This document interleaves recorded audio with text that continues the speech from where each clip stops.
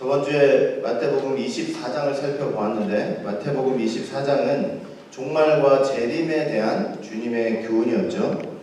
그리고 오늘 마태복음 25장은 이제 종말을 맞이하는 성도들이 어떤 태도와 자세를 가지고 그 주님의 종말을, 말씀하신 종말을 대비해야 되는지를 설명을 하고 있는 장입니다. 역시 고난주간 중에서 주님께서 화요일날 말씀을 하셨던 내용이고, 이 마태복음 25장은 총 3가지의 비유로 이렇게 말씀이 기록이 되어 있습니다. 여러분들 너무나 잘 아시는 내용이에요. 첫 번째 비유는 열처녀의 비유고, 그 열처녀의 비유는 하나님의 나라를 예비하고 깨어있으라는 그 깨어있는 자가 천국의 주인이 될 수 있다라고 하는 그런 교훈을 주는 것이고, 그 다음에 달란트 비유가 있는데, 종말을 준비하는 성도가 아주 성실과 열심으로써 맡은 바 사명을 감당해야 된다 하는 것을 말씀을 하는 것이고, 또 양과 염소의 비유는 예수님 오실 때 분리의 역사가 있을 것인데, 어떤 자가 우편으로 분리가 되느냐, 바로 사랑의 실천이 있는 그런 존재들이 우편으로 분리가 된다는 것을 이제 말씀을 하고 계세요. 오늘은 이 3가지 비유를 통해서 우리가 다시 한번 구체적으로 이 종말을 준비하는 성도로서 어떤 삶을 살아야 되는 것인지, 또 어떤 준비가 있어야 되는 것인지를 좀 하나하나 생각해보는 그런 시간을 갖도록 하겠습니다. 자, 1절부터 13절을 보시면은 열처녀 비유가 기록되어 있어요. 자, 1절에 뭐라고 되어 있냐면, 그때 천국은 마치 등을 들고 신랑을 맞으러 나간 열처녀와 같다 라고 예수님께서 말씀을 하시죠. 자, 천국을 기다리고 있는 교회의 모습, 천국을 기다리고 있는 교회의 모습을 뭐라고 설명을 하냐면, 등을 들고 신랑을 맞으러 나간 열처녀와 같다, 이렇게 비유를 하고 계세요. 신랑이라고 하는 것은 당연히 다시 오시는 우리 주님을 가리키는 거죠. 재림 예수님을 가리키는 것이죠. 자, 저 말씀 자체가 우리에게 무엇을 보여주냐면, 이 교회 사명의 본질, 그리고 우리가 이렇게 나와서 교회 생활하는 목적, 여러분들이나 저나 신앙생활하는 그 이유가 뭐냐면 바로 다시 오시는 주님을 맞이하기 위해서 준비하는 것이구나 하는 것을 우리가 알 수가 있는 것이죠. 자, 그런데 저렇게 주님을 기다리고 있는 교회를 뭐라고 표현을 했냐면 열처녀라고 했단 말이에요. 처녀가 헬라어로 팔데노스라는 단어인데 결혼하지 않은 여자예요. 남자와 관계를 하지 않은 여자예요.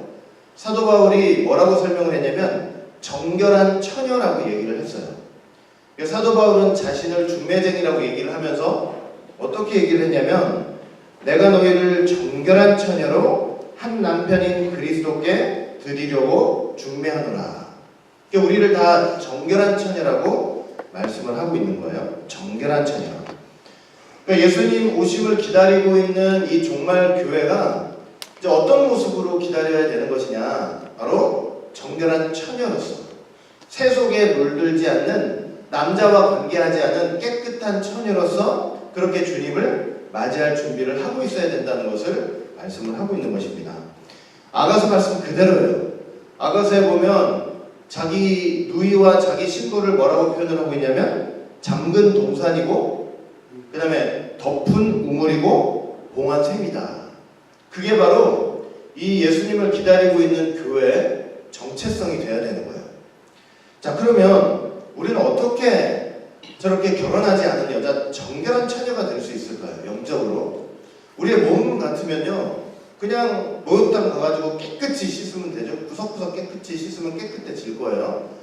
그런데 몸을 얘기하는 것이 아니잖아요. 이제 우리의 영혼이 정말 주님 앞에서 깨끗하게 결혼하지 않은 것처럼, 세속에 물들지 않은 것처럼, 남자와 관계하지 않은 것처럼 그렇게 깨끗하게 돼야 되는데 어떻게 그게 가능한가? 방법은 오직 예수님 안에서, 그리스도 안에서 새 사람이 되는 것밖에는 방법이 없는 거예요. 어린 양의 피로 깨끗이 씻김을 당해야 돼요. 어린 양의 피로 깨끗이 씻김을 당해가지고 희게 돼야 되고, 그리고 하나님의 말씀과 기도로서 날마다 거룩하게 되는 것밖에는 방법이 없는 거예요. 그렇게 함으로써 우리가 하나님 앞에서, 주님 앞에서 저렇게 팔데노스, 세속에 물들지 않고 깨끗한 여자로서 처녀로서 그렇게 준비될 수 있다는 것을 우리는 알아야 할 것입니다. 자, 그런데 성경을 보니까요, 저렇게 10처녀 중에서 5처녀는 슬기롭다 그러고 5처녀는 미련하다고 이렇게 표현을 하고 있어요. 자, 이것은 우리에게 무엇을 보여주냐면요, 다 예수님을 기다리고 있는 그 교회인데, 교회들 속에서도 어떤 교회가 있냐면 슬기롭고 지혜로운 교회가 있는가 하면 그 다음에 미련한 교회도 있다는 거예요. 그리고 우리가 같이 한 교회에서 신앙생활을 해도 이 가운데서도 어떤 일이 있냐면 저렇게 슬기로운 성도들이 있는가 하면 또한 미련한 성도들이 있을 수도 있다는 것을 분명히 말씀을 하는 거죠. 교회 안에서 다 슬기롭고 다 지혜롭고 다 운전하면 얼마나 좋겠어요? 그러니까 예수님께서 그렇지만 하시는 말씀이 슬기로운 자들도 있고 그 다음에 미련한 자들도 있다고 분명히 말씀을 하고 계시는 거예요.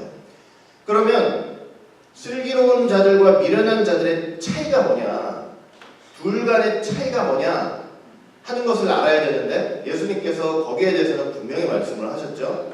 3절 말씀 보니까 미련한 자들은 등을 가지되 기름을 가지지 아니하고 슬기로운 자들은 그릇에 기름을 담아 등과 함께 가져갔더니. 자, 여러분들이 지금 읽어보니까 이 미련하고 슬기로운 차이가 무엇인 것 같아요? 미련한 자들과 슬기로운 자들의 차이. 예, 등은 둘 다 똑같이 들고 있단 말이에요.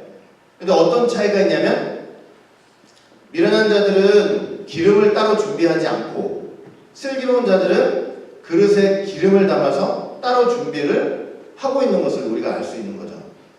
그러니까 저기서 지금 미련하다, 슬기롭다 하는 것은 결정적인 차이는 뭐냐면 여분의 기름을 준비하고 있느냐예요. 여분의 기름을 준비하고 있느냐.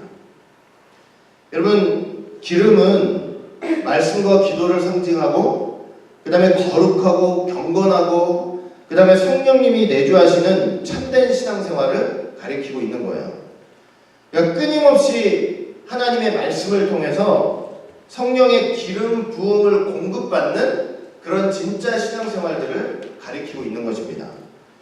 지혜로운 자들은요, 주님께서 이제 오신다 하지만 더디 오시게 되잖아요. 그렇게 더디 오실 때를 대비해서 하나님의 말씀과 성령이 충만한 신앙생활들을 해나가고 있는 거예요. 근데 그게 하나님 보실 때 어떤 것이냐면 여분의 기름을 준비하고 있는 신앙생활이 된다는 거예요. 반면 미련한 자들은요, 이렇게 하나님의 말씀에 집중하고 또 성령 충만한 신앙생활들이 아니고 그냥 교회 나와서 그냥 신앙생활, 그냥 그 순간만 반짝하는 그런 신앙생활들을 하고 있다고 지금 말씀을 사실은 하고 계시는 거예요. 그냥 잠시 잠깐 믿는 척하고 남한테 보이는 척하고 하지만 예수님 보시기에 저렇게 성령 충만한 신앙생활들이 되지 않고 있는 사람들을 가리키고 있는 거예요. 그걸 미련한 자들이다 이렇게 설명을 하고 있어요. 자, 그런 상황 속에서 이제 기다리고 있어요. 자, 기다리고 있는데 5절 말씀 보시니까 신랑이 더디옴으로 다 졸며 잘세라고 말씀을 하고 있죠. 자, 신랑이 더디 오세요. 그러니까 우리가 주님을 기다린다고 하지만 우리 생각대로 우리의 예상하신 시간에 오시는 것이 아니고 하나님이 정하시고 하나님이 기뻐하시는 때를 쫓아 오시니까 우리한테는 더디 오시게 들리는 거예요. 보이는 거예요. 자, 그런데 저렇게 더디 오시기 때문에 10명의 처녀들이 다 졸며 잤다고 말씀을 하고 있어요. 자, 그러니까 아까도 잠깐 말씀드렸지만 슬기롭다 혹은 미련하다라는 기준이 이거는 아닌 것 같아요. 저 말씀을 보니까 더디 없기 때문에 슬기로운 자들은 그때까지 깨어 있었고 미련한 자들은 그때 다 졸고 있었고 이런 거는 아닌 것 같아요. 10명이 다 어떻게 하고 있어요? 다 졸며 자고 있었단 말이에요. 자, 그러니까 다 졸고 자는 게 지혜로움과 또는 미련함의 기준은 분명히 아니에요. 왜 그러냐면 주님이 사실은 오시는 그때는요, 누구라도 다 졸고 잘 수밖에 없는 그런 지경이 됐을 때야 비로소 오시기 때문이라고 말씀을 하는 거예요. 그러니까 그만큼 어둠이 깊어질 때, 왜냐하면 누구나 누구나 다 대낮이라서 누구나 다 깨어있을 수 있는 그런 때 오시는 것이 아니고 10명이 있으면 10명이 다 누구라도 잘 자면서 졸면서 그렇게 될 수밖에 없는 깊은 어둠 가운데 예수님께서 오신다는 것을 지금 말씀해주고 계시는 거예요. 딱 그 말씀 그대로 6절 보니까 어떻게 말씀하고 있냐면 밤중에 소리가 나되 보라 신랑이로다 맞으러 나오라 하매 이렇게 기록이 되어 있어요. 여러분 저 밤중이라는 단어가 원어를 보시면 어떤 시간을 가리키냐면 한밤중에 완전 12시요. 밤 12시 완전 밤이에요. 자정이고 아까도 말씀을 드렸지만요. 누구라도 졸려가지고 졸 수밖에 없는 시간이에요. 그런데 바로 그런 시간에 소리가 나서 신랑이 오신다 이제 이런 음성이 들리는 거예요. 그러니까 밤중에 오시는 것을 우리가 꼭 기억해야 돼요. 주님은 밤중에 오시는 거예요. 아까도 말씀드렸지만 어둠이 너무나 깊어가지고 누구나 졸 수밖에 없는데요. 그리고 세상으로 말하면 불법이나 불신, 그 다음에 불선, 불의가 아무튼 최고조로 역사할 때요. 가장 강하게 역사할 때요. 바로 그 시간에 예수님이 다시 오실 것이다. 그러니까 미리 우리한테 말씀을 해주신 거죠. 생각해보면 노아 때도 하나님의 심판이 언제 있었냐면은 죄가 이 세상에 아주 관영했을 때예요. 그 다음에 계시록 18장 봐도 마지막 바벨론이 언제 망하냐면요. 그 죄가 하늘에 사무쳤을 때, 완전 사무쳤을 때 하루 만에 재앙이 내려와서 바벨론이 멸망하는 것을 우리가 알 수 있죠. 그러니까 세상의 죄악이 가득 차가는 그 시간에 예수님이 오시는 거예요. 그런데 그 시간이 되면요. 성도라도 어떻게 될 수밖에 없냐면 조고 잘 수밖에 없는 그런 지경이 된다는 거예요. 스가랴서 14장 7절 보시면 이런 말씀이 있어요. 여호와의 아시는 한 날이 있으리니 낮도 아니요 밤도 아니라 어두워갈 때 빛이 있으리라. 그러니까 예수님 오시는 시간을 우리가 항상 어떻게 기억을 하고 있어야 되냐면 어두워갈 때 빛이 있으리라. 이 말씀으로 기억을 하면 돼요. 우리가 모든 게 완벽하고 잘 준비되어 있고 내가 이런 믿음이면 주님을 확실하게 맞을 수 있겠다는 그 시간에 오면 최고로 좋겠죠. 그게 아니고 어두워갈 때 빛이 오신다고 말씀을 하고 있는 거예요. 그렇기 때문에 우리가 어떤 신앙생활이 필요하냐면 여분의 기름을 항상 준비하는 신앙생활이 필요한 거예요. 지금 오늘날 이렇게 신앙생활할 때 말씀이 충만하고 성령이 충만하고 기도가 충만한 신앙생활들을 지금 미리미리 이렇게 하고 있어야 된다는 것을 우리가 알 수 있는 거예요. 여러분 계시록을 보시면 제가 수요일날도 말씀드렸지만 계시록 보시면은 3가지 재앙이 나와요. 7인 재앙 나오고 7 나팔 재앙이 나오고 7 대접 재앙이 나와요. 근데 각각의 의미가 있어요. 인 재앙은 이제 종말에 대한 징조들이에요. 징조. 그리고 7 나팔은 종말에 대한 경고예요. 경고. 7 대접은 이 악한 세상에 대한 하나님의 최종적인 심판을 가리켜요. 이 7인 7 나팔 7 대접, 요 종말에 일어날 3가지 재앙인데 바로 이 3가지 재앙 속에 7년 대환란도 있고 대환란도 있고 주님의 재림도 이 속에 다 있는 거예요. 자, 그런데 여러분 성도들이라고 해도 이런 재앙들을 거칠 때는요 낙심하기가 쉬워요. 절망할 수가 있어요. 믿는다 하지만 그 믿음이 이렇게 굳건한 믿음으로 서지 못하고 이렇게 나락으로 떨어질 때가 있어요. 자, 그렇기 때문에 하나님께서 어떤 걸 하셨냐면 그 계시록을 보시면 여러분 7인 7 나팔 7 대양 그 진행되는 중간중간에 하나님께서 뭘 두셨냐면 중간 계시들을 두셨어요. 그 중간 계시가 뭐냐면 7장, 10장, 11장, 12장, 14장 이런 식으로 중간 계시들이 하나씩 다 들어가 있어요.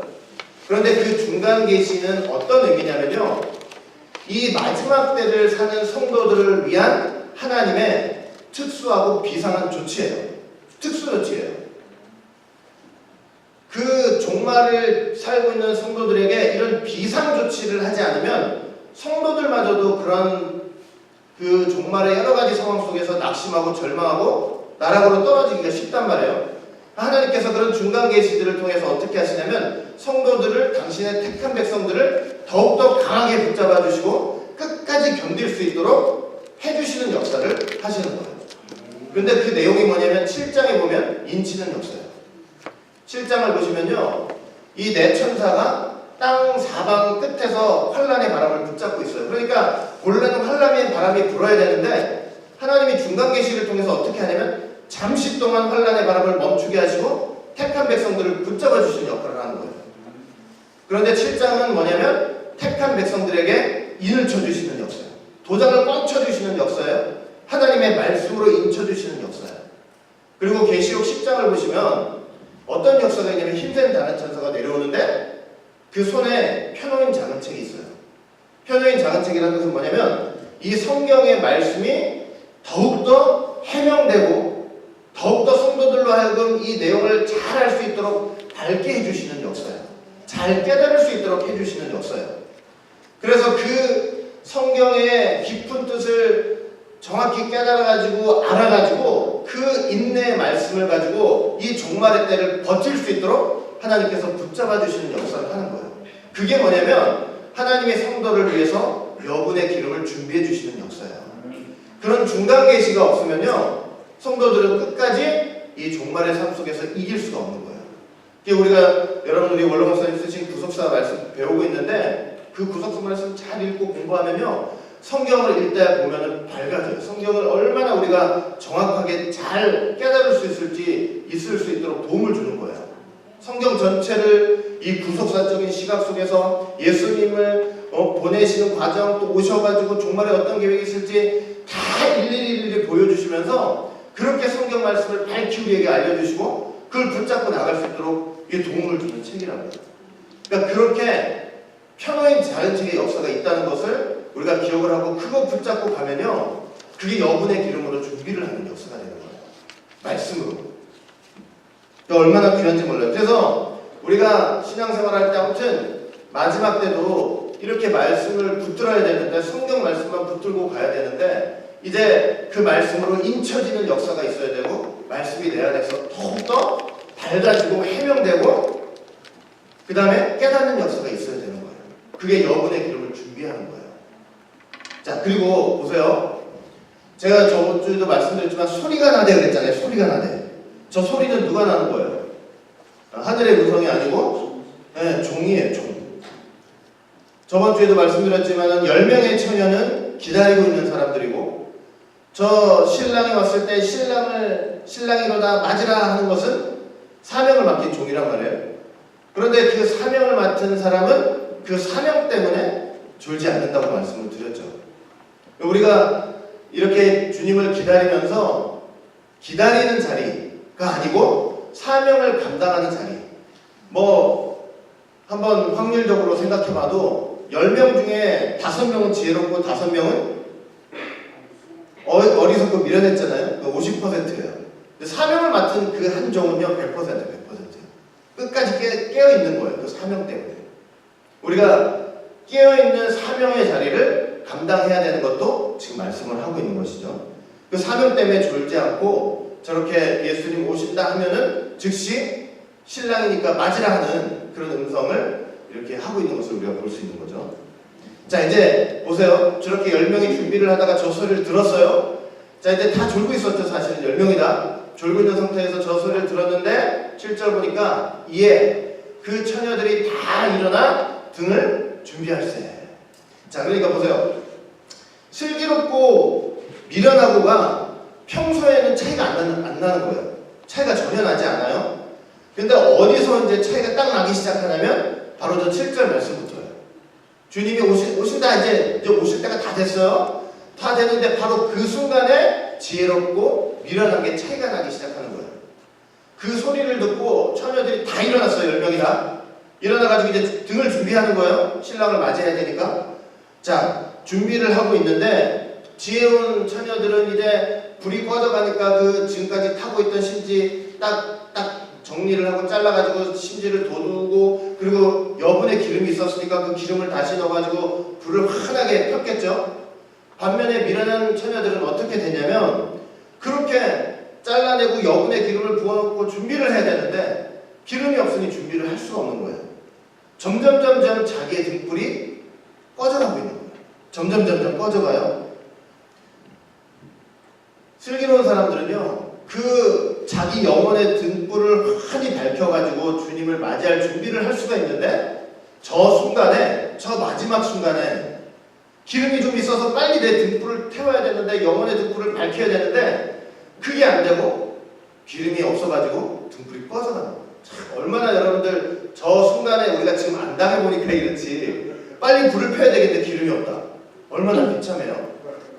얼마나 답답하고 얼마나 두렵겠습니까? 미련한 자들은요, 저 순간에 자기 영혼을 밝힐 기름이 없어요. 말씀을 집중해서 들었어요? 기도를 간절히 한 게 있냐고요? 없어요, 없어. 자기 영혼을 밝힐 수가 없어요. 등불이 꺼져가는 거예요. 기껏 생각한 게 뭐냐면, 슬기로운 처녀들한테 나 기름 좀 나눠달래, 기름 좀. 그럼 나눠줄 수 있어요, 그거를? 어림도 없는 방법이에요. 어림도 없어요. 여러분, 내가 받은 은혜는 내 것이지 남의 것이 될 수가 없어요. 죄송하지만. 그리고 남이 받은 그 은혜도 내 것이 될 수가 없어요. 주님 다시 오실 때 내 영혼의 등불을 밝히는 건요, 내가 받은 은혜 가지고만 되는 거예요. 내가 지금까지 받은 은혜 가지고만 되는 거지, 절대로 남이 받았던 거, 내 아버지, 어머니, 내 자식이 받았던 거, 내 부인, 내 남편이 받았던 그거 가지고 주님 앞에 내 영혼을 밝힐 수가 없는 거예요. 순전히 내가 받은 은혜. 그러니 여러분, 그 순간에 영혼을 밝힐 수 있는 건요, 지금 이 자리에서 내가 어떻게 신앙생활을 하고 있느냐, 바로 그걸 갖고 영혼을 밝힐 수 있느냐, 밝힐 수 없느냐가 드러나는 거예요. 지금 이 순간 내가 하고 있는 모습. 말씀을 들으면서 받은 은혜, 말씀을 들으면서 받은 은혜, 그리고 기도하면서 받은 은혜, 주님의 몸된 교회를 위해서 믿음으로 충성하면서 받았던 은혜. 여러분, 그 은혜만을 가지고 주님 앞에 내 영혼의 등불을 밝힐 수가 있는 것입니다. 슬기로운 자들이 우리는 너 빌려줄 수 없어, 지금이라도 가서 다시 살아, 그랬단 말이에요. 자, 그런데 어떤 일이 일어나냐면 10절 보니까 저희가 살아간 동안에 신랑이 오므로 예비하였던 자들은 함께 혼인잔치에 들어가고 문은 닫힌지라. 뒤늦게 살아갔어요. 뒤늦게. 그러니까 이 미련한 자들의 문제가 뭐냐면요, 뒤늦게 은혜를 구하는 거예요. 뒤늦게. 오늘 받아야 될 은혜를 오늘 받지 않고 뒤늦게. 오늘 받아야 될 말씀을 나중에 받아도 되겠지. 오늘 말씀을 통해서 회개해야 될 텐데, 나중에 회개하지. 지금 내가 살고 싶은 대로 살다가 나중에 회개하지. 출발이 늦는 거예요. 출발이 늦으니까 저거 살 수 있었겠어요? 없었겠어요? 저 뒤늦게 살아간다고 살 수가 없어요. 왜냐면요, 주님이 다시 오실 때는 그거는 은혜를 얻을 수 있는 때가 아니에요. 주님이 다시 온다고 할 때는 은혜 때는 끝나고 심판의 때가 도래하는 거예요. 주님은 다시 오실 때 은혜를 베풀기 오시는 게 아니고 판단하고 정죄하고 나누시기 위해서 오시는 거지, 자기 백성들한테 은혜 베풀려고 오시는 게 아니에요. 그때 가서 동분서주하면서 말씀이 어떠니, 하나님의 뜻은 무엇이니, 이 은혜는 어떠니, 아무리 동분서주하면서 구하러 다닌다고 해도 그때는 기름을 구할 수가 없어요. 여러분 생각해보세요. 하다못해 우리 집에 지금 엄청난 환란이 있고 어려움과 근심이 있으면요, 제가 여러 번 말씀드리지만 진짜 믿음이 있는 사람들은 그 순간에도 말씀으로 위로받고 기도하면서 이겨나가요. 보통은 안 되잖아요. 그 근심 걱정 때문에 기도가 나와요? 성경이 펼쳐질 생각이 들어요? 안 되잖아요. 그냥 그 근심 걱정하느라고. 그런데 주님 오신다는 소식을 들었어요. 마음이 얼마나 급박하고 조마조마하고 긴장되고 두렵고 그런 상황 속에서 어떻게 은혜를 찾냐고. 안 돼요, 그때는. 그 두려움 때문에 안 되는 거예요. 영적 겨울을 만나면 안 되는 거예요. 그렇게 기름을 사러 간 사이에 주님 다시 오셨어요. 오시는 바람에 예비되었던 자들은 다 들어가 버리고 천국문이 닫혀버렸어요. 저렇게 닫힌 문은요, 열리지 않아요. 영원토록 열리지 않아요. 문이 다시 열릴 소망이 있다면 얼마나 좋겠냐면 그렇게 되지가 않아요. 나중에 미련한 다섯 처녀들이 와가지고 주여 주여 하면서 문 열어달라고 외치는 거예요. 그 외치는 간절한 음성을 듣고 주님이 은혜 시대 같으면 은혜 시대 같으면 열어주시겠죠. 근데 저렇게 심판의 때가 되니까 주님의 음성이 은혜의 음성이 아니고 무서운 심판자의 음성이 되는 거예요. 12절 보니까 대답하여 가로되 진실로 너희에게 이르노니 내가 너희를 알지 못하노라. 얼마나 무섭습니까? 내가 너희를 알지 못한대요. 네가 홍길동인데 홍길동인 것을 알지 못한다는 의미가 아니에요. 알지 못한다는 것은 그 지식적으로 이름을 알지 못하고 그 사람이 누군지를 알지 못한다는 게 아니고 내가 너를 경험해 본 적이 없다는 거예요. 내가 너하고 교제를 나눠본 적이 없다는 거예요. 이게 무슨 말이에요? 신앙생활하면서 정말로 하나님의 말씀을 집중적으로 듣고 그 말씀 안에서 내게 회개하고, 여러분 그렇게 말씀을 듣고 회개할 때 하나님과 교제가 생기는 거예요. 교제가. 말씀하셨는데 말씀을 듣고 저 사람이 내 말을 알아듣고 그 말을 가지고 회개를 하네? 그러면 그 말한 사람과 말을 들은 사람 간에 교제가 생기는 거예요. 그 친밀함이 생겨요. 거기에 말씀에 순종할 때. 근데 말씀을 듣기만 하고 회개를 안 하네? 제가 저번에 말씀드렸지만 말씀을 듣고 나면 반드시 회개 열매가 있어야 돼요. 회개를 하면 몇 가지가 바뀌어야 된다고 그랬어요. 네 가지가 꼭 바뀌어야 돼요. 말이 바뀌어야 돼요. 생각이 바뀌어야 되고 습관이 바뀌어야 되고 내 삶이 달라져야 돼요. 그런데 듣기만 하지 이런 게 변화된 회개 열매가 하나도 없어. 그러면 하나님 입장에서는 쟤하고 나하고 교제가 없는 거예요. 내가 걔를 경험해보지 못하는 거예요. 어려운 문제 있을 때 하나님 편할 때는 찾다가 어려운 문제 생기면은 근심 걱정되니까 사람한테 돌아다니면서 도움 구하고 하나님한테 기도해 본 적이 없는 사람이다. 그러면 하나님은 그 사람을 모르시는 거예요. 경험을 해본 적이 없는 거야. 왜? 기도해가지고 하나님 응답을 주셔야 되는데 이렇게 교류가 없는 거예요. 응답을 준 적이 없는 기도를 안 하니. 여러분 내가 알지 못한다 할 때는요 교제가 없는 거예요. 하나님과의 교제가 없는 거예요. 여러분들이 저 열천의 비유를 통해서 정말 말씀을 듣고 기도가 성령 충만한 생활한다는 거 날마다 하나님께 의지하면서 기도하면서 또 회개하면서 하나님과 친밀한 교제를 해나가는 과정인 것을 꼭 아셔야 돼요. 그래야만 나중에 내가 너 알지 못한다 이런 소리 안 듣게 되는 거예요. 결론이 뭐냐? 13절 그런즉 깨어있으라 너희는 그날과 그 시를 알지 못한다. 저 깨어있으라는 것은 졸지 말고 자지 말라는 소리 아니에요. 저 본문에서는. 왜냐 아까 열천 애들 다 졸고 잤잖아요. 깨어있으라는 것은 뭐냐면 예비하는 소리예요. 분명히 예수님은 너희들 다 졸고 잘 수밖에 없는 그런 깊은 어둠 속에 오신다. 내가 미리 말했으니까 어떻게 하라는 거예요. 그렇게 졸고 자고 있다가도 주님 오신다는 소리에 벌떡 일어나가지고 그동안 예비하였던 그 기름 가지고 영혼의 등불을 순간 밝혀서 주님 맞이를 준비할 수 있도록 예비하고 있어요. 말씀 충만, 기도 충만. 자, 14절부터 30절 보시면 달란트 비유가 나와요. 달란트 비유. 14절 보시니까 자, 또 어떤 사람이 타국에 갈때 그 종들을 불러 자기 소유를 맡긴 것 같으니 각각 그 재능대로 하나에게는 금 5달란트를 하나에게는 2달란트를 하나에게는 1달란트를 주고 떠났더니. 자, 이제 천국 비유를 하는데 자, 어떤 사람이 타국에 간대요. 타국에 갈 때 저거는 예수님께서 이 땅에 성육신 하시고 하나님의 뜻을 다 이루시고 십자가 지시고 이제 부활 승천하셔서 이제 하나님 보좌 우편으로 가시는 그 모습을 보여주고 있어요. 그 종들을 불러. 종이라는 것은 이제 예수님의 제자들, 복음의 사역자들, 또 예수님을 믿고 그 가르침에 의지하는 성도들을 가리키는 거죠. 자기 소유를 맡긴 것 같으니. 자, 성도가 받은 건요 모든 게 다 누구 거라는 거예요? 하나님의 것이라는 거예요. 잘 보세요. 어떤 사람이 타국에 가요. 주님이 올라가세요. 승천하세요. 종들을 불러서 올라가실 때 종들을 불러서 자기의 믿는 성도들을 불러가지고 누구 걸 맡겼다고 그랬어요? 자기의 소유. 그러니까 성도가 가지고 있는 모든 거는 근본적으로 누구 거라는 거예요? 하나님 자신의 소유라는 것을 지금 말씀을 하고 있는 거죠.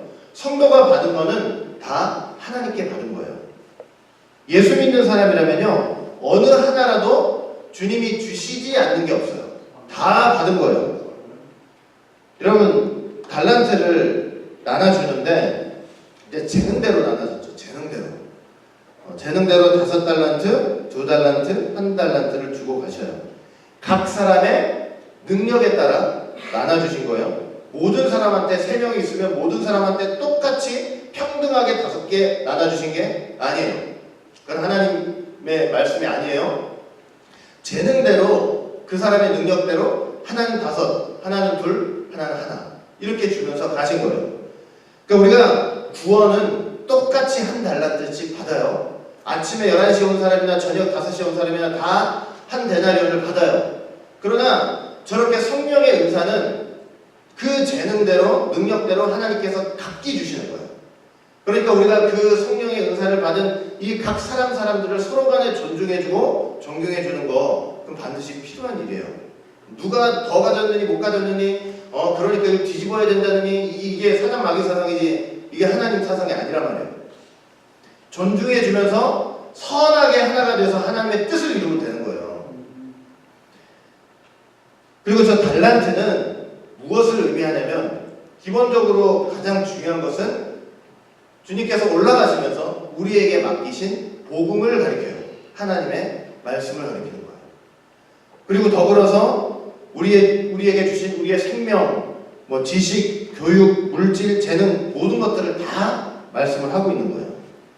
그러니까 기독교인들이라는 것은 뭐냐면 그리스도인들이라는 건 뭐냐면 근본적으로 하나님이 맡겨주신 것으로 하나님의 경륜을 이루는 청지기가 되는 거예요. 그런 청지기 사상이 꼭 있어야 돼요. 꼭. 그러니까 하나님이 그 뜻을 이루라고 다 주신 거예요. 전부 뜻을 이루라고 다 주신 거예요. 자, 저렇게 주셨는데 여러분들이 잘 아시다시피 이제 어떤 일이 일어나냐면 5달란트 받은 사람 바로 가서 장사를 해가지고 5달란트 남겼어요. 2달란트 받은 사람 바로 가서 장사를 해가지고 2달란트 남겼어요. 자, 1달란트 받은 사람은 어떻게 했냐면 그 받은 것을 그냥 땅에 묻어버렸죠. 그 주인의 돈을 감춰버렸어요. 자, 그런 상황이에요. 자, 그런 상황 속에서 어떤 일이 일어나냐면 19절 보니까 오랜 후에 이제 예수님 다시 오시는 거죠. 그 종들의 주인이 돌아와 저희와 회개할세. 자, 다시 오실 재림의 때에 저희와 회개하다, 셈하다, 결산하다라는 의미가 있어요. 우리가 여기서 하나 알아야 될 것, 여러분 주님이 다시 오셨을 때요. 다시 오셨을 때 우리가 이 땅에서 주님의 것을 가지고 살아온 모든 삶에 대해서 반드시 결산할 때가 있다는 거예요. 주님 다시 오셔서 결산할 때가 있어요. 여러분 각가지 하나님의 은혜를 받은 청지기들은요 반드시 그들의 청지기 직무를 하나님 앞에서 셈할 때가 있는 거예요. 우리가 이 결산의 날 주님의 앞에 섰을 때 너 뭐 했어? 나를 위해서 어떤 걸 남겼어? 나를 위해서 어떤 열매를 맺었어? 그리고 나를 위해 어떤 이익을 냈어? 하나님께서 그걸 물어보시는 결산의 때가 있다는 거 우리가 그 시간 그 장소를 항상 생각하면서 신앙생활 해야 되는 거예요. 반드시 물어보세요. 반드시. 너 나를 위해서 뭐 했니? 내가 준 거 가지고 뭐 했어? 말씀 줘. 너 건강 줘. 재능 줘. 다 줘. 너 그거 가지고 뭐 했어? 무슨 이익을 남겼어? 반드시 물어보세요. 자, 종들은 각각 어떤 결론을 내다냐면 아까도 말씀드렸죠. 5달란트 받은 사람은 그거 장사해가지고 바로 5달란트를 남겼어요. 잘했다. 착하고 충성된 종아. 네가 내 즐거움에 함께 참여하라. 2달란트 받은 사람도 마찬가지죠. 곧장 가가지고 2달란트 남겼어요. 그 장사 잘해가지고 역시 잘했다. 착하고 충성된 종아. 너 내 주인의 즐거움에 참여해라. 자, 근데 여기서 우리가 주목해야 될 사람은 한 달란트 받은 사람이에요. 1달란트 받은 사람. 나머지 2명은요 어떻게 했어요? 2명은 어떻게 했냐면은 주님 앞에서 자기가 받은 거 가지고 열심히 일한 그 결과물을 분명히 예수님 앞에 보였단 말이에요. 그렇죠? 보였어요. 말씀을 받았죠? 그러면은 말씀을 받았는데 주님이 다시 오셨을 때요 말씀 받은 거 내가 받은 거 앵무새처럼 주님 앞에 다시 내놓는 게 아니에요. 네? 말씀을 받아가지고 그거를 예수님 앞에 나왔을 때 주님 저 이런 말씀 이렇게 받았어요. 그걸 내놓는 게 아니에요. 말씀을 받았으면 그 말씀을 가지고 회개한 내 인격을 내놔야 되는 거예요. 네? 그걸 장사를 잘해가지고 말씀을 받았는데 나는 하나도 변하지 않았어요. 들은 거 말씀 나 이런 말씀 들었어. 하고 예수님한테 받는 건 한 달란트 받은 사람이랑 똑같아요. 자, 당신의 것을 받으셨습니다. 이 건방진 태도란 말이에요. 이게 말씀을 받았으면 그 말씀으로 회개한 인격으로 하나님 앞에 나가야 돼요. 말씀을 받아가지고 그 말씀을 증거함으로 한 영혼을 인도해가지고 그 인도한 열매를 하나님 앞에 내놓는 거예요. 주신 재능을 받았으니까 그 재능을 잘 활용해가지고 주님의 몸된 교회를 위해서 충성한 그 열매를 내놓는 거예요. 주님은요, 열매를 받으시는 분이에요. 열매를. 씨를 뿌리셨잖아요. 그러면 우리는 그 씨를 받고 씨를 그대로 내놓는 사람들이 되는 게 아니고 열매를 내놓는 사람들이 되는 거예요. 주님은 열매를 원하시기 때문에. 그러니까 한 달란트 받은 사람 보세요. 한 달란트 받은 사람은 그대로 숨겨버렸잖아요. 그 열매가 있을 게 있어요? 없어요? 그냥 받은 거 그대로 말씀 받아가지고 저 이런 말씀 받았어요 하고 내놓는 거예요. 하나님 그거 기뻐하시겠어요? 그런데 어떤 변명을 드러났느냐 보세요. 24절 보니까 한 달란트 받았던 자도 와서 가로되 주여 당신은 굳은 사람이라. 여러분 저렇게 개혁성경으로 굳은 사람이라는 대국이 있으니까 어떤 느낌인지 잘 안 오시죠? 저게 얼마나 인격을 모독하는 얘기인지 몰라요. 굳은 사람이라. 저 굳은 헬라어로 뭐냐면 스클레로스죠. 박정한 사람, 무정한 사람, 포악한 사람, 거친 사람, 이런 의미가 있어요.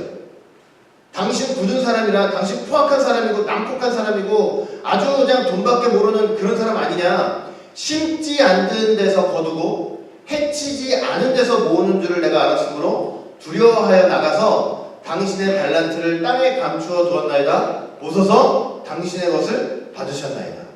저렇게 얘기를 하고 있는 거예요. 저게 뭐냐면요, 보세요. 참 이 사람이 있잖아요. 이런 게 있죠. 뭐 여러분들 흔히 얘기하죠. 사람이 방구를 딱 끼고 나면 누가 승질을 내요? 예? 예. 방구 낀 사람이 승질을 내잖아요. 그 냄새 맡았다고, 주변에 냄새 맡았다고. 그런 거랑 똑같은 거예요. 열매를 못 맺은 사람인데 예수님 앞에 섰어요. 그러면 누구 탓을 해야 돼요?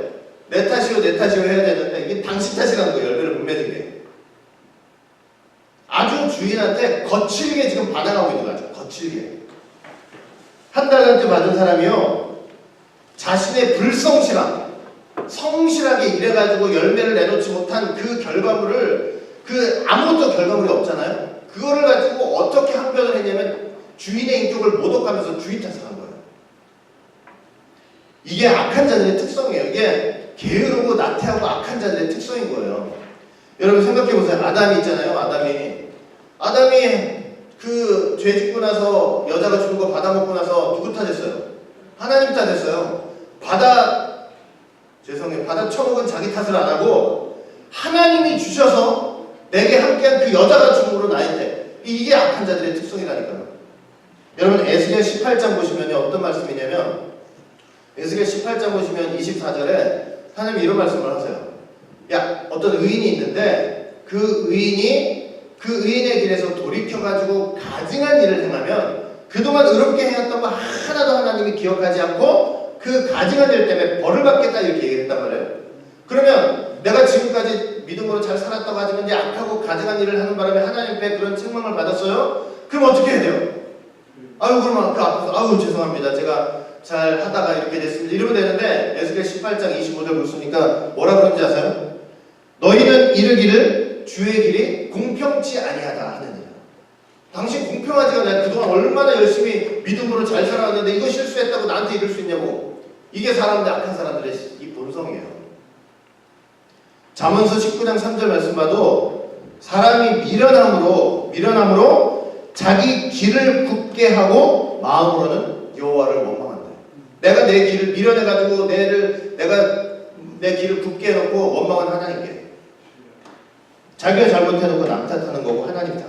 그러니까 한 달란트 보세요. 받은 사람. 당신 굳은 사람 아닙니까? 당신은 굳은 사람. 참 용감도 하죠. 주인한테 저런 소리를 할 수 있다는 거. 얼마나 마음이 악하면 그러냐고요. 이걸 변명하기 위해서.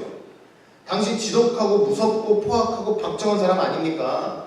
당신은 심지 않은 데서 거두고 포탈을 한다는 거죠. 착을 하고. 씨를 뿌리지 않으면서도 곡치를 착취하시는 분 아닙니까? 그런 분인 걸 내가 그렇게 알고 있기 때문에 내가 당신이 무서웠습니다. 내가 혹시 한 달란트 가지고 장사를 하다가 손해라도 보면 내가 그 당할 벌이 얼마나 컸겠습니까? 그래서 그 한 달란트라도 손해보지 않으려고 내가 땅에 묻어뒀습니다. 그래놓고 보소서 당신의 것을 받으셨나요? 당신 손에 보면 하나도 없다는 거예요.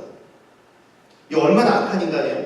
내가 게으르고 나태해가지고 나의 불성실로 인해가지고 열매 하나 없이 주님 앞에 서가지고는요 변명한다는 게 주님의 인격을 모독하면서 당신이 그런 사람이기 때문에 내가 일하지 않았다.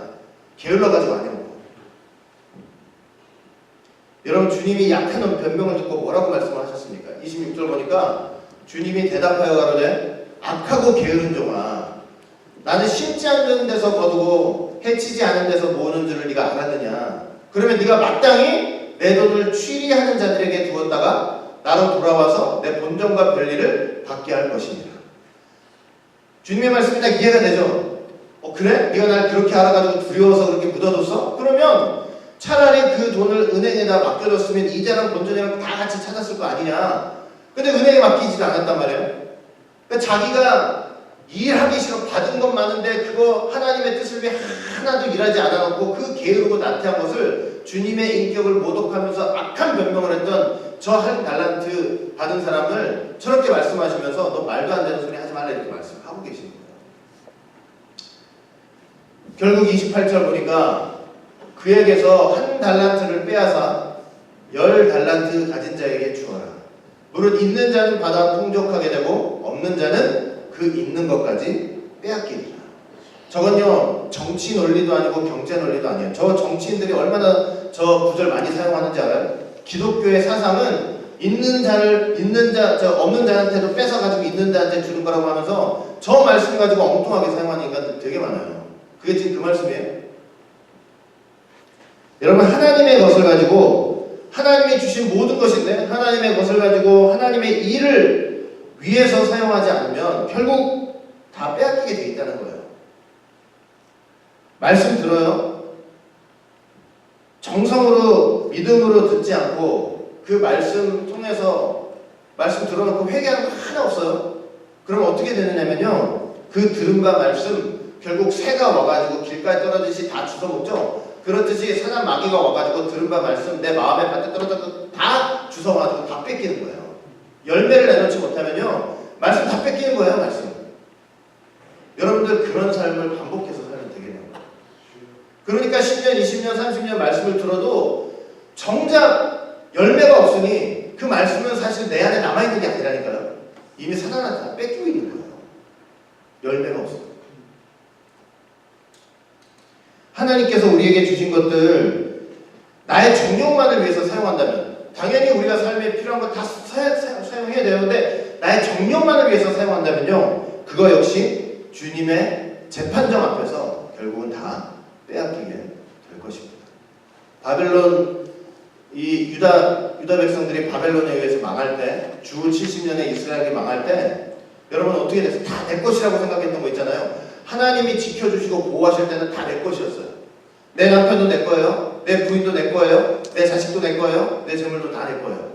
그런데 하나님의 보호가 싹 걷어져 가니까 그 바벨론 같은 또 로마 군대 그 이방 짐승 같은 것들이 들어와가지고 내 눈앞에서 내 남편 죽이는 거예요. 내 눈앞에서 내 부인 강간하는 거예요. 내 눈앞에서 내 자식들 땅에다가 돌로 메어 치는 거예요. 여러분 그 순간에 내 거라고 할 수 있는 게 없어요. 다 뺏기는 거예요. 내 밭이 남의 이름으로 내 전제가 이전이 되는 거예요.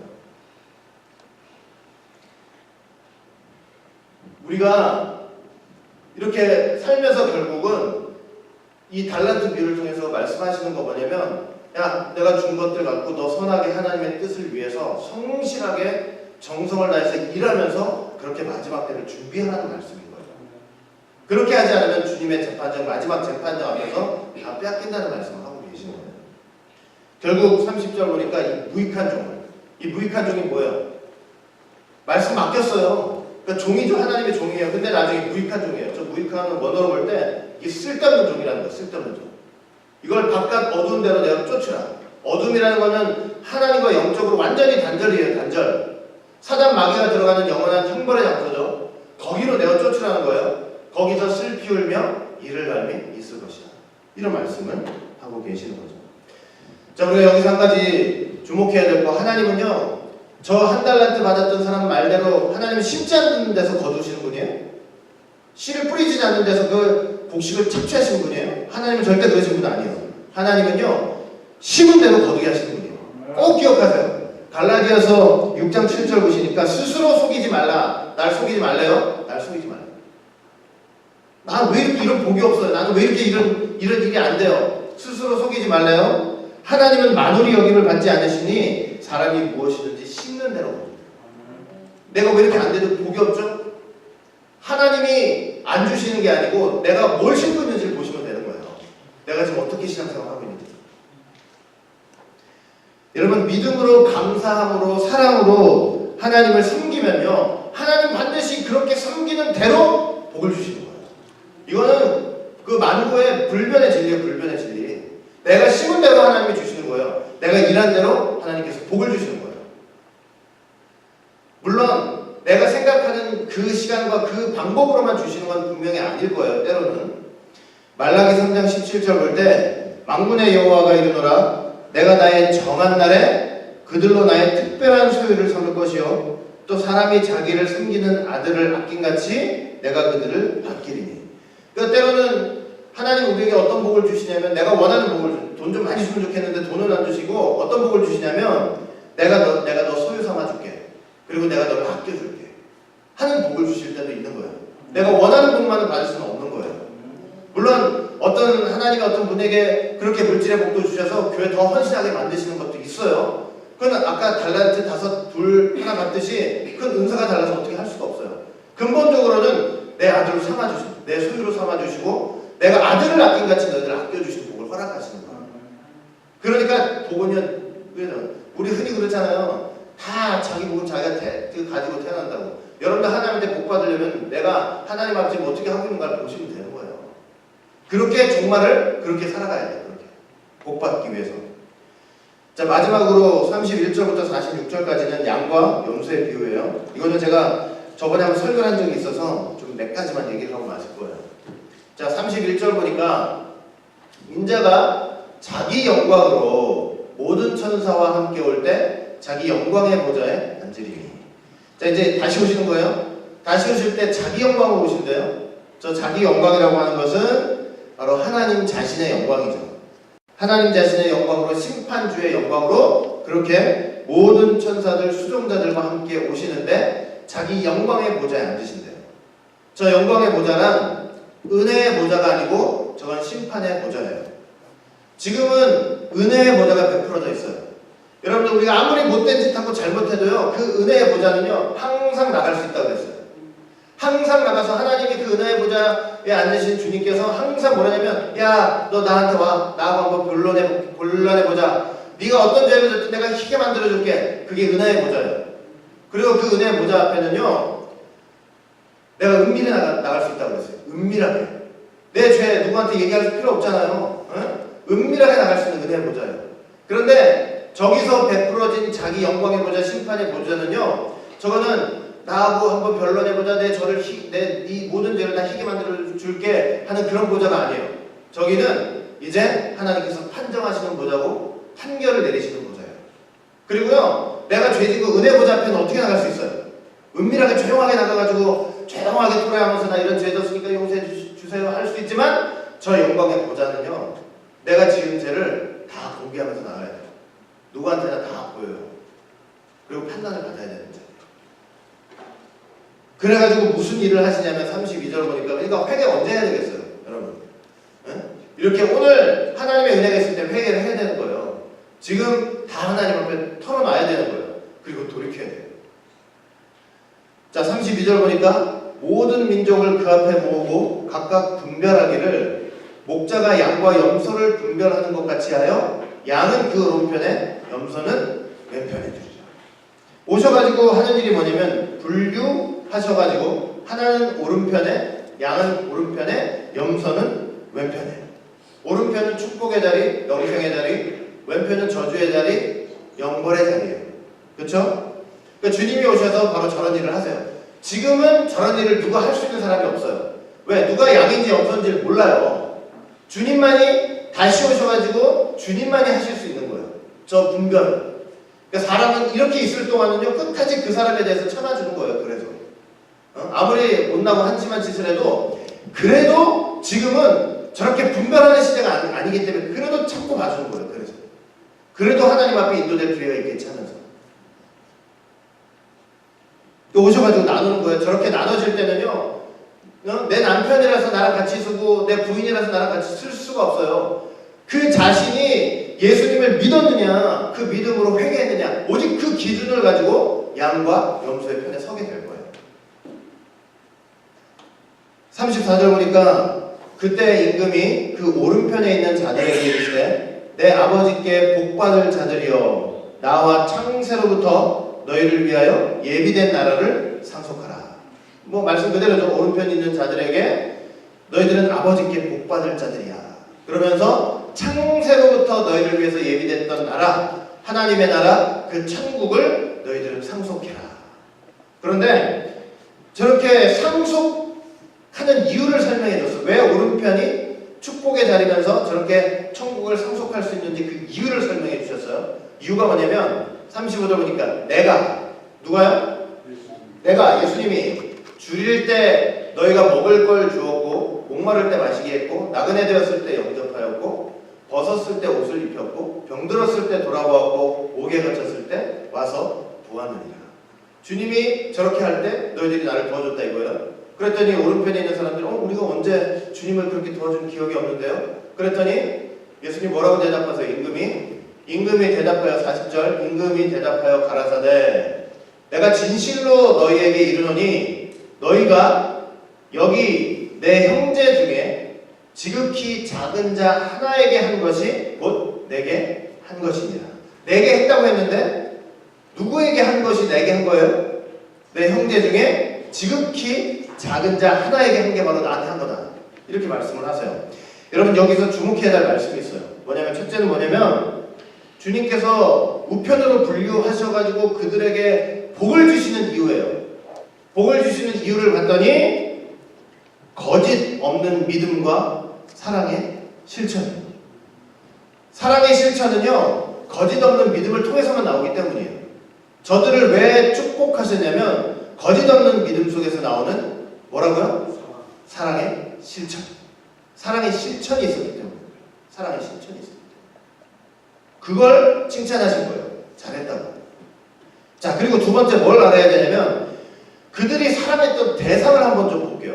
예수님이 대상을 뭐라고 사랑했던 대상을 뭐라고 설명하셨냐면 자, 여기 생각해 보세요. 저기 먼 나라에 누구 이게 아니에요. 여기 내 형제 중에 지극히 작은 자 중 하나래요. 그럼 무슨 말이에요? 지금 저 본문에서 예수님이 말씀하시는 사랑의 대상은 뭐냐면요. 멀리 있는 누구를 위해 몸을 불사르는 그런 사랑을 지금 얘기하시는 것이 아니고 나에게 가장 가까이 있는 사람을 얘기하는 거예요. 내 형제 중에 지극히 작은 자 하나. 여러분 사랑의 대상이 먼 곳에 있지 않고 나에게 가장 가까운 곳에 있다는 거예요.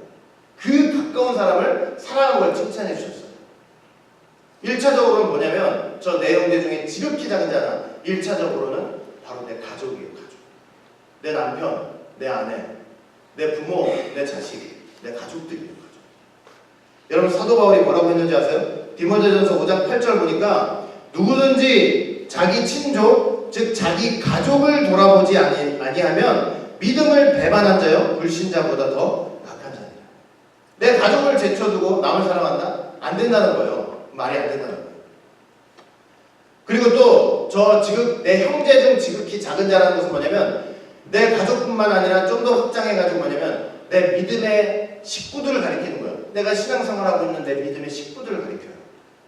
믿음의 식구, 같은 믿음을 가지고 같은 주를 섬기고 같은 말씀을 받으면서 천국의 소망을 두고 이렇게 받은 달란트는 각각 다르지만 한 달란트 받은 사람처럼 쳐놓고 그냥 이게 아니고 어떻게든 내 받은 은사를 가지고 하나님 앞에 열매를 내려고 애쓰고 노력하고 진리 때문에 핍박을 받고 어려움을 당해도 그래도 예수님의 한 피를 가지고 한 주를 섬기면서 충성하고 있는 내 신앙의 동역자들. 그들에게 한 것이 바로 나한테 한 거다 이렇게 얘기하시는 거예요. 그리고 그들에 대한 사랑의 실천이 있어야 된다는 거예요. 사랑의 실천한 것을 예수님이 칭찬해 주셨어요. 자, 그러면 여러분 어떻게 사랑해야 될까요? 이제 사랑을 했대요. 어떻게 사랑을 하는 걸까? 여러분들 사랑장 너무 잘하시지만 이거 한번 성경 같이 찾아볼게요. 이거는 제가 PPT에 안 했어요. 고린도전서 13장 4절부터 7절 한번 찾아보세요. 성경 찾아보세요. 고린도전서 13장 4절부터 7절. 성경 있는 분들 찾아보세요. 여러분. 성경 있는 분들이 아니고 다 가져오셨죠? 고린도전서 13장 4절부터 7절. 자, 사랑은 이렇게 해야 돼요. 사랑은 이렇게 해야 돼요. 자, 찾으셨어요? 고린도전서 13장 4절부터 7절 보니까 사랑을 어떻게 하라고요? 이렇게 해야 돼요. 이렇게. 자, 눈으로 보세요. 제가 읽을 테니까. 자, 사랑은 오래 참고, 오래 참고. 이 오래 참는다는 것은 뭐냐면 이 여러 가지 관계 속에서 빚어지는 어려움들을 견디는 거예요. 자기 감정을 억제하는 거예요. 자기 감정을 억제하고 컨트롤하는 거예요. 이게 오래 참는다는 의미예요. 사랑은 온유하며. 사랑은 이렇게 하라고 했어요. 온유하다는 건 뭐냐면요. 쉽게 분내지 않고 친절하게 상냥하게 대하는 거예요. 그게 온유하다는 의미예요. 투기하는 자가 되지 않으며, 투기라는 것은 질투하고 시기하지 않는 거예요.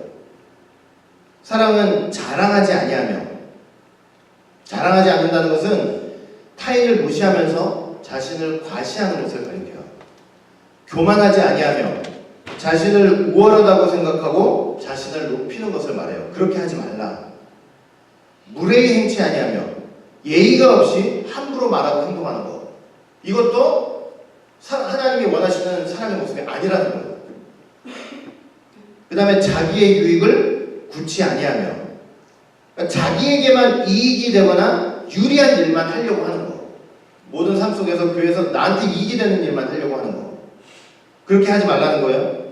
그 다음에 성내지 아니하며 혈기에 휘둘려서 별거 아닌 사소한 일로 불같이 화를 내면서 공격하는 걸 가리켜요. 그 매튜 풀이라는 분이 지금 다 말씀을 해놓은 거예요.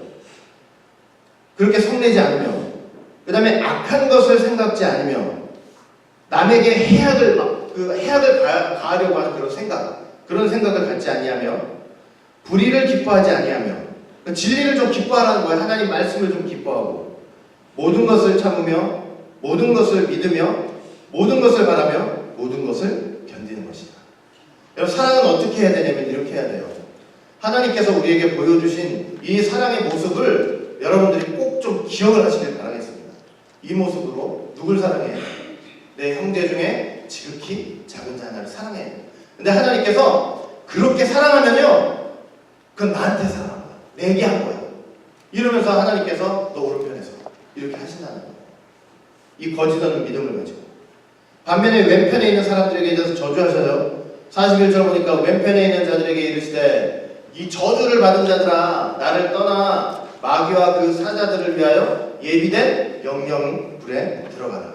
이유를 설명해 주시는데, 왜 저렇게 될 수밖에 없는 이유를 설명해 주시는데 똑같아요. 내가 줄일 때 너희가 먹을 것을 주지 않았고, 목마를 때 마시게 하지 아니하였고, 나그네 되었을 때 너희가 나를 영접한 적이 없고, 벗었을 때 옷 입혀본 적도 없고, 병들었을 때 옥에 갇혔을 때 돌아본 적이 없어 너희들은.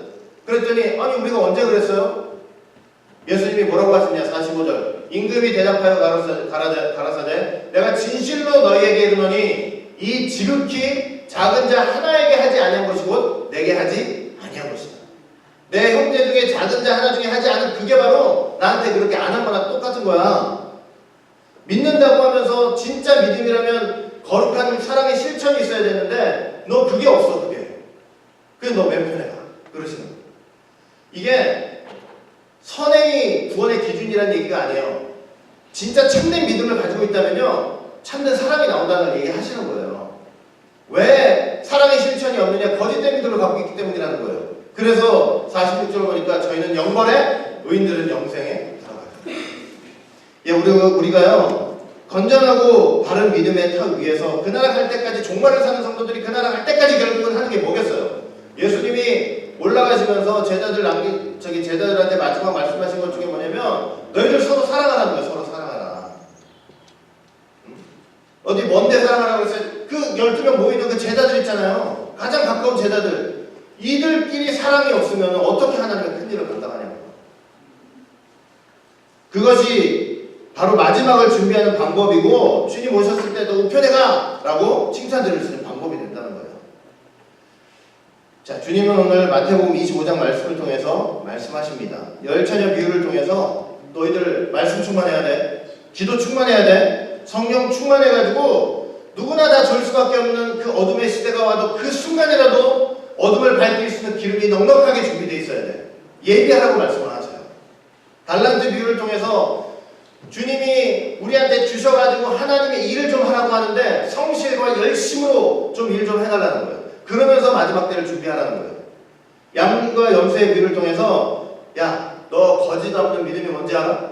사랑의 실천이 누굴 사랑해야 돼? 여기 내 형제 중에 지극히 작은 자 중에 그 하나를 사랑하는 그런 사랑의 실천으로 마지막 때를 준비해. 왜? 그 사람들과 함께 가야 될 길이기 때문에.